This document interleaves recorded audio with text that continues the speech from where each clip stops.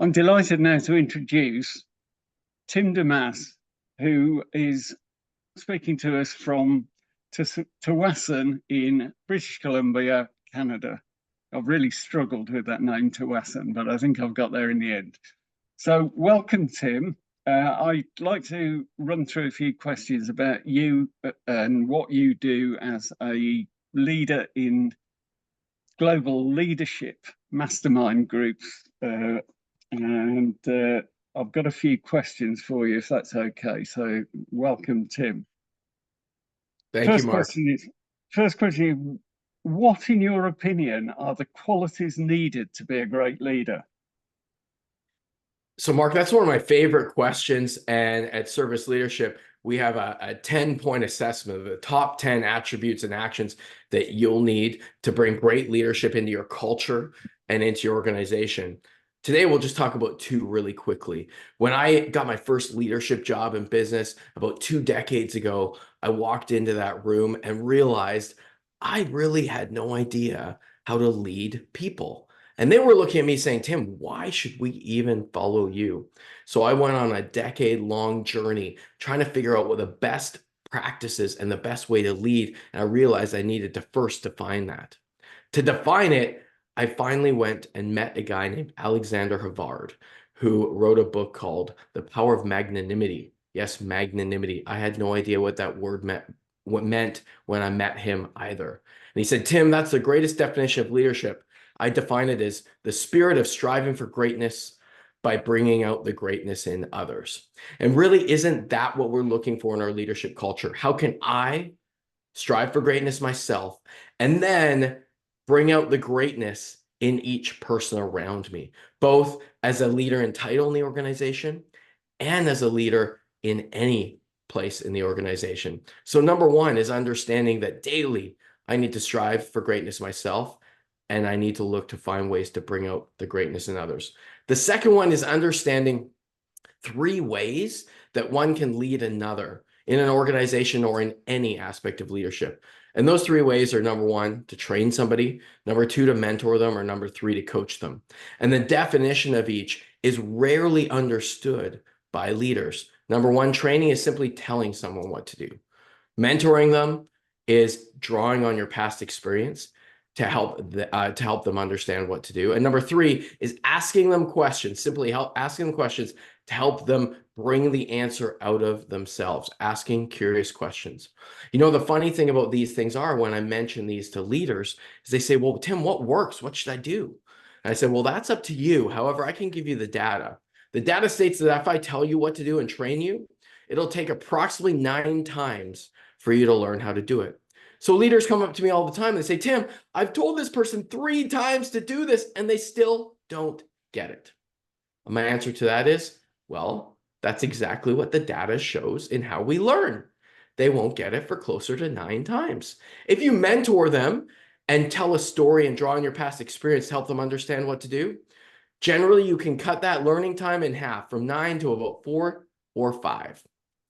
But if you coach them, ask them curious questions to help them bring the right answer out of themselves and to learn and think through it themselves, that time gets cut again to normally 1 or maybe 2 times. So people ask me, well, Tim, how should I lead then? Well, just by the data, anytime we need to lead through an issue, we cannot coach through every issue, mentor through every issue, or train through every issue. But we know that coaching is the most valuable. So first, look to see if there's a way you can effectively coach. Ask the questions to help them bring that out of themselves, the other person in your organization. Number 2, if you can't figure out a way to coach, find a way to mentor them. If you still can't find a way to mentor them, number 3, look to train them. And if you do it that way, you'll coach the most. Secondly, you're a mentor. And thirdly, you'll train. And your organizational culture will grow. Awesome. So if I can slightly rephrase this, when you run your leadership mastermind groups, what are the 3 primary goals of those? Sure, Mark. So I run the leadership mastermind groups for leaders in all types of organizations. They come from all different industries. We come together for a day to learn from each other, to set commitments, to grow, and to hold each other accountable. So really, it's those 3 things. Number 1, to learn from each other.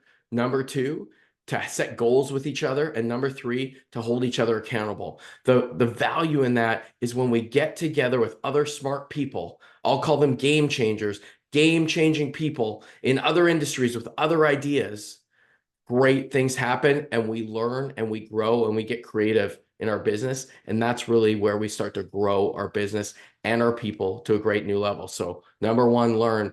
Number two, set goals. And number three, hold each other accountable. When we get into a meeting like that, we don't want to look silly in front of the others and say, hey, I haven't done anything that I said I have. For me to be part of the group, they're expecting me to pull my weight, and I got to show up to do that. Often when we're a leader in an organization, the CEO level, we don't always have people to help hold us accountable for like that every day. And a group like this, a mastermind, that's one of the greatest ways to do it. Yeah, and that is really driving back to learning this stuff is one thing, but actually applying it is another. So the accountability, absolutely agree with that. Or as I put it in one of my quotes, what good are deeds in heart and head, if not actioned, done and said? Beautifully said. So Tim, as chairman of Service Leadership, I wondered how you differentiate yourself from other leadership coaches. Really how we differentiate ourselves is I really put into the phrase to build a great business and have a great life too. So how can you succeed in your business to help build that great life of your dreams? There's so many leaders that build their business. And people ask me, they're like, Tim, do most organizations come to you because they're not doing well? And the short answer is sometimes. The long answer is most organizations we work with are already doing amazingly well, but their goal is to grow even further. But also sometimes they've grown at the, and they haven't been able to keep up in their life and have that great life too. And really, is that not the reason we get into business? We're entrepreneurs, we run a business, we're a CEO, we own a business to have that great life too. And so when we come in an organization, it's putting the process, procedures, and leadership in an organization and the strategy so we could build that business to be even greater, but also for us and the people around us to have a great life too. Great stuff, Tim. Absolutely love it. And finally, can you let everyone know about some of the organizations that you and Service have worked with? So at Service, we work with organizations all over the world and certainly primarily in North America where I'm based. But we work with organizations all the way from small family-run operations all the way to Fortune 500 and publicly traded companies. Now, what's the primary type of organization we work with? Primarily, it's small to medium enterprise that have that few dozen to few hundred employees that are scaling to that few thousand employees that are looking to put strategies into place to get over that next hump to get to the next level. As far as industry, work with all types of industries, anywhere from heavy industrial to restaurants, retail, insurance, financial, all over the map. And people ask me, well, Tim, what industry are you best at? And I answer that question with this saying, you know, what's interesting when you do strategy with companies is they have the strategy. It's one of our goals to just help them get that strategy out. And when I work with a company that I intimately know the industry, sometimes in my mind, I want to just tell them, I'm like, hey, I've done this before. Let's do it this way.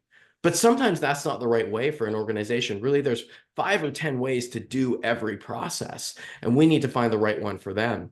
So I joke with people that I can actually be a better strategic coach with companies that I know less about, because I'll ask more curious questions and probe that out of them to get the best result for their business. Amazing stuff, Tim, and so powerful. And isn't that what leadership is all about? Which just leaves me to say thank you so much for your time. Mark, I'm so grateful. You've been a blessing in my life coming into it, and just our little banters back and forth have been outstanding. So I'm so grateful to have this opportunity to spend a few minutes with you. Thank you, Tim.